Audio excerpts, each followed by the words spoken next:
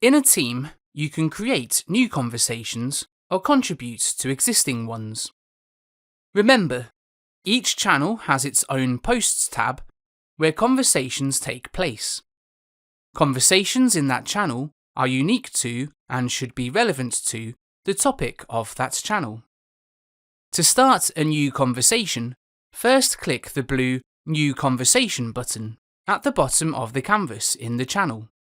A field appears in which you can enter your message. Start typing your message. If you want to add a line break, press Shift and Enter to start a new line. Pressing Enter will send the message. You can also click the Send button to send your message. Underneath the Start a New Conversation field, you have a number of buttons that can help make your message stand out. The button on the left is the Format button.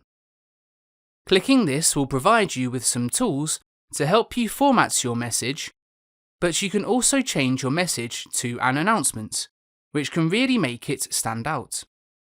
The next button is the Attach button. This allows you to share a file with the team alongside your message. This file will be uploaded to the channel's Files tab. Once shared, everyone with access to that channel can open and edit the file.